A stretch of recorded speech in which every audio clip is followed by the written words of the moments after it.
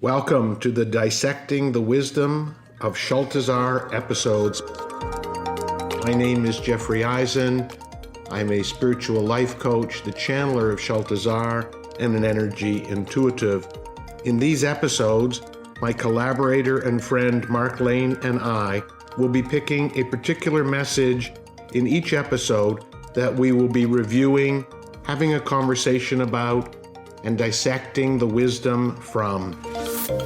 The messages from Shaltazar are very high-level master teachings, and it is key to peel them away, dissect them, comment on them, and discuss them in order to get the greatest value. We hope you'll be intrigued, we're confident you'll learn, and we know you will benefit. And welcome back to another episode of Dissecting the Wisdom of Shaltazar with my good friend and collaborator, Mark Lane. Welcome back, Mark. Hi, Jeffrey. Thanks. Good to be here. Yeah, it is good to be here. And I guess we'll jump right in. What's our topic of the week? So the topic of the week is the proactive versus the reactive mindset. And I'll explain. Well, that one's sounding a little bit heavy, my friend. I'm sure there's more to that than just those words. Tell me a bit about what brought that to mind and why you want to discuss that. Sure. So I was actually listening to a guided meditation that had some affirmations, and one of the featured affirmations was, I trust what the future holds for me. And when I heard that, it made me stop and say, do I really trust what the future holds for me? And I think my answer has to be sometimes, maybe most of the time, but not all the time. And it got me kind of to thinking about, when my mind is left to its own devices, where does it wander? Does it wander into the past or does it wander into the future? And I'm not much of a past dweller. I don't place much attention or much value on the past that's gone, and I tend to, want to be moving forward. But when when left to its own devices, my mind will drift into the future. And I think that's kind of a very typical trait of Western society, right? I mean, you and I both came from a business background, and, we've been taught that being reactive is a bad thing. We're supposed to be proactive. We're supposed to be, getting ahead of things and anticipating what's going to come next, and then strategizing, potential solutions for those inevitabilities that we think are coming down the road for us. And what kind of occurred to me is that in doing that, we're not only are we discounting our faith, we're assuming that good things aren't in our future, that there's going to be troubles and trials and tribulations out there, and we're just waiting for them to show up. But it pulls us out of the present moment and kind of thrusts our awareness into the future and gets us thinking thoughts that quite possibly are creating a future that we really don't want to attract. And I guess that's kind of where kind of my jumping off point on this topic. Yeah, it's very interesting. I think we've got a couple of issues. One is, what do we mean by reactive and proactive? And then what do we mean by, I'm going to be okay in the future? I'm having a little trouble bringing those two together. So let's talk about if reactive and proactive is past focus and reacting to sort of what comes your way versus proactive is taking a stand. I'm going to vote for neither, which doesn't make a lot of sense because, you either have to react or proact. But I think somewhere in the middle of that is flow. And it's interesting, one of my early coaches made the distinction between reaction and response. She taught me that response is really responsible, that you take the power to respond, and react is more of that gut habitual response or reaction. Proaction, or being proactive, tends to make me think of the people that are driving ahead and have the plans and the goals, and that doesn't sit that well with me either. So somewhere in there, I'm a believer of flow, and you and I have talked about that a lot. And how do we get that flow? How do we find that happy balance between sometimes being reactive or responding to what comes our way, and then how do we become proactive? That then I think ties into that other part of what you want to talk about, and that is that will I be okay in the future? I think it is a combination of how we respond and how we take proactive action that is going to determine whether we're going to be okay. Schultzer has taught me that it is us that creates our own reality. And so in this discussion, will I be okay? One of the big ones for me is COVID, right? Am I going to be okay in COVID? And I choose not to ask that question. The question that I tend to look at is, will I be able to handle whatever comes my way, whether I get COVID or not? And that's the one that's more important to me. So I think that we have to be careful, and you represent, I think, a beautiful mindset that's out there, that it's like, is it reactive? Is it proactive? Will I be okay? Will I not be okay? And I think what I would encourage listeners to do is to take your power back and realize that your thoughts, your feelings, your actions, whatever it is you do, whether it's reactive or proactive, has a vibration, and that's what's going to create your reality. Does any of that make any sense, Mark? Yeah, it makes a lot of sense.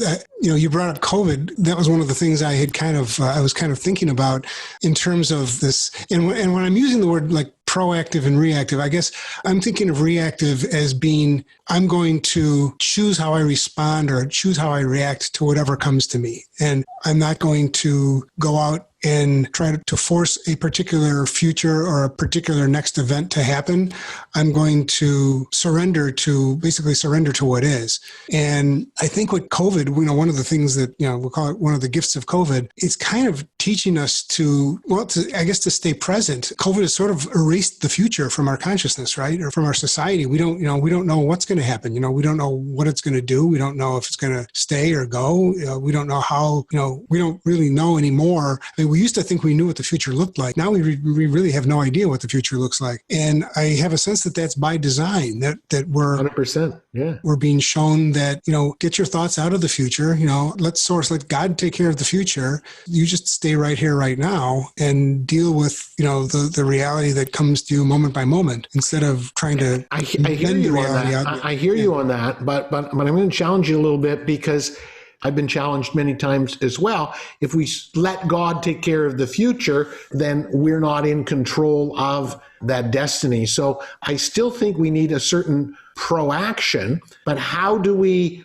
take action when we don't know what the future will bring? And that's an interesting question. I think we still have to take action, but we're taking action not knowing what the future, is this going to go on forever? Is it not?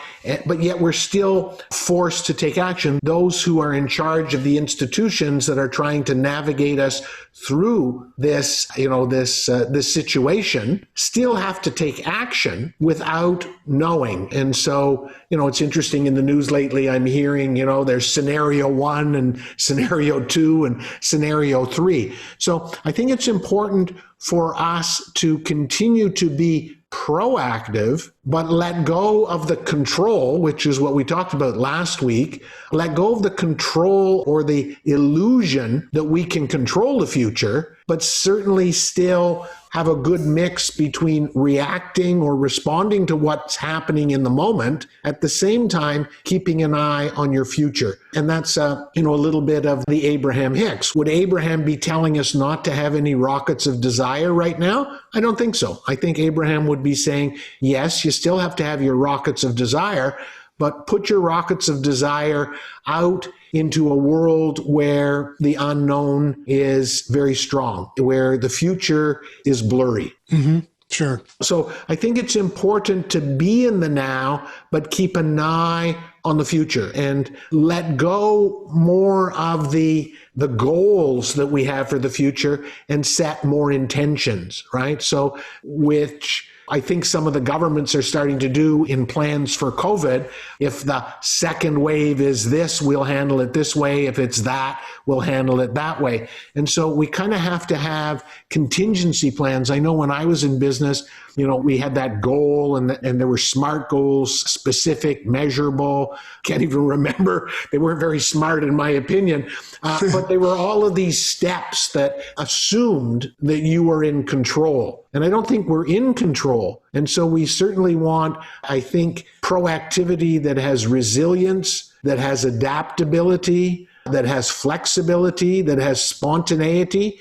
But I think it's important for people still to set those intentions. Otherwise, we can stagnate. Right. Right. And the types of intentions we set, I think sometimes can work against us too. You know, you brought up Abraham. The intentions that you hear Abraham discuss are kind of open-ended and broad intentions, right? It's not like I want to have, Yeah, if I could jump in. It's not I want to have so much money in the bank. I want to feel financial security. Right. Talks a lot about the feelings. I want to achieve this type of feeling. I want to feel security. I want to feel abundance. I want to feel good health. I want to feel fulfilled in my career. Right. And so those are intentions versus what you mentioned before. Goals tend to be much more specific. And I think in all these gurus who talk about, goal setting, it kind of pigeonholes you or doesn't leave the universe much room to operate, right? Sometimes it's too specific and too narrow focused. Right. No, I agree 100%. 100%. And a goal, you tend to either win or lose. And winning kind of feels good, but it can get you addicted to winning. And then you become so stressed that you just keep shooting for the next win. And losing can be very demoralizing. And I agree with you. And I think we're coming to some consensus that our proactivity has to be a loosely crafted plan. Like we're going to, travel the world, but we don't know whether we're going to start going north, south, east, or west, but we are going to cover the globe. And I'm starting getting a sense of what you're talking about. Underlying that, it is important to have a certain faith or trust that I will be okay in the future. Right. And in order to do so, you have to have confidence in your ability to respond to whatever comes your way, because now we have a world that, navigating it is a lot more challenging. The rules of the game are changing. The rules of the games are changing. And so in order for us to move towards that intention, we have to have a flexibility, a spontaneity, a sense of resilience, adaptability. And so I think if we can convince ourselves that we're going to be okay no matter what, then I think we are able to have a greater blend of reactivity and proactivity. Right. Because I don't think it's one or the other. Because if it's all reactivity, then the world is going to determine what you get, because you're never being proactive. And if it's all proactive, then you don't know how to handle the curve that is going to get thrown at you if we have another lockdown or if COVID extends too long, et cetera, et cetera. So I don't think it's reactivity or proactivity. I think it's some of both. It's finding the balance. And the other part of premise that you wanted to talk about is, that mantra, and repeat it again for me so that I can get a sense of it. I trust what the future holds for me. And I think that's really, really, really important, because if you don't have that trust, if you don't have that higher vibration of trust, then you're going to have a lower vibration of mistrust, of fear, okay? And I think that is going to derail your proactivity and your reactivity. So I guess what I would say is that mantra is really your guiding light, okay? Are you going to be able to navigate the future? And if you trust that you will, then I think the journey is a combination of reactivity and proactivity. It's not always going to the back of the ship and see where you've come from, and it's not always spending the whole journey up at the front of the ship, because then you're going to kind of miss the pattern of what you've just come through. So finding the balance between reactivity and proactivity while knowing that you will navigate this journey no matter what life throws at you. Right. That one feels okay to me. Yeah. Makes sense to you? It does, yeah. It's kind of like taking the mountaintop view. Well, right. That's exactly what Sheltazar has taught me to do. And it's really important, because if you don't have faith and trust in the future, you're going to be stuck with what for the future? Uncertainty. Yes. And uncertainty can easily lead to fear, apprehension, right? And so think of the vibration of your overall journey plan, right? Okay. It's like you go to the automobile club and you say, okay, in the old days, they had something called a triptych, and you'd say, well, I wanted to tour a particular place. I wanted to drive around California, and they gave you a triptych, right? But you usually went into the person that was designing your triptych and you say, I want to see nature. I want to see cities. I want to see country. Could you imagine if you went in to the Automobile Association and say, I want to see horror terror. I want to see fear. I want to really be on the edge. You wouldn't design a trip that way. I think that looking at whether you are going to choose to see your future in this very unknown world through the lenses of trust and faith or through the lenses of uncertainty and fear. And I think that's a big, big question.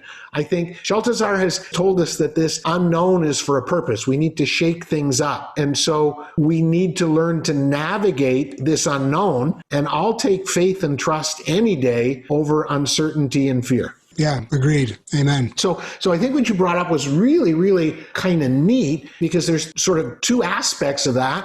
One is very, very forward thinking. What's going to be your philosophy going forth in this unknown world? One of that mantra, which is around faith and trust. And as you and I have dissected, we've realized that the opposite of that is probably not very beneficial to us, which is uncertainty and fear. The other half of what you brought up, I think, was really brilliant and great. And that's, do you want to be all reactive? Do you want to be all proactive? And if there's one thing that Sheltazar has taught me, it's all about balance. So it's not about being too reactive and it's not about being too proactive. It's about having some of both. So a very balanced approach with lots of faith and trust. Right. Formula to get through these challenging times. Exactly. Wow, that was a very interesting topic, and it took some interesting turns. Which again, if you look at the energy of that, it was both of us. Yeah, I'll even use the word, certainly me, struggling to understand. Well, what's the insight here? What can we bring out of this topic that Mark has brought? And we, I think, maybe started far apart, came closer together, and then at the end in total agreement. And so that's, to a sense, a little bit of reactivity, proactivity, and collaboration and cooperation. And so, a reminder to our listeners, you don't have to be alone on this journey. And Mark, you and I have really enjoyed our camaraderie and our discussions and our bantering around things, because I know they've helped me and I think they've helped you, because we're able to talk about things on a level that is helpful in navigating the world that we're in and the life that we are going through. And so I think that collaboration and cooperation is really important. Find a buddy, find a community, find people to have these discussions. I mean, I think it's kind of neat that here we talk about proactivity, reactivity, and our future outlook. And we discussed it in a very mature, respectful way and came up with a conclusion that I think serves both of us. So as opposed to the infighting and the blaming and complaining, let's get together and talk about these things where the resolution helps all parties. Does that make sense? Right. Yeah. No, that's great advice. I would echo what you said. Find somebody out there whose ideas and thoughts and beliefs resonate with yours, and talk to each other and challenge each other and try to, deepen your understanding of some of these concepts, because I think that's what this is all supposed to be teaching us, is the old way of thinking and the old, habits that we have are well past their time. And we have to start, reimagining life in a different way. Mm-hmm. Absolutely. Absolutely. And as you're talking, I'm reflecting, if we go back, and we will go back and listen to this, we were probably a little at odds at the beginning. It's like, I don't know what he's talking about. And I'm not sure I agree with reactive and proactive. And I was a little bit combative. And it's like, probably you felt that. And we just kept talking it through and we came to some consensus. And I think that's really important, because I didn't get it at first. I didn't get what we were going to talk about. I didn't get where we were, quote unquote, supposed to go with it. Mm-hmm. But we just kept talking and we came together. And I think that's important. And if listeners go back and listen to the beginning of this, you'll probably find something that doesn't happen very often, where Mark and Jeffrey aren't really kind of in sync. It's, you had a thought, I didn't quite get what it was, what we were trying to drive at, but yet we brought it together to that consensus. And that's what I love about working with you. That's what I love about our relationship, is even when I wasn't quite sure where you were coming from, just our talking it through enabled us to come to something where there was that consensus and agreement. And, I think that's the beauty of these episodes that we do. It's not necessarily what we say, it's just paying attention to our energy and the bigger picture of it all. So I think we prove to people that, and if you look on social media, there is so much infighting and so much this and so much that and conspiracy, and that's not how we're going to create the new world order. We've got to create it by coming together, respecting each other's opinions, keep talking it through, and move towards some sort of consensus. I agree. So thank you for that amazing experience, my friend. Oh, thank you. Any final words? No, sir. Okay, we did it all. Thank you so much, Mark. We'll see you again next week. Love and light to everyone. Thanks for listening.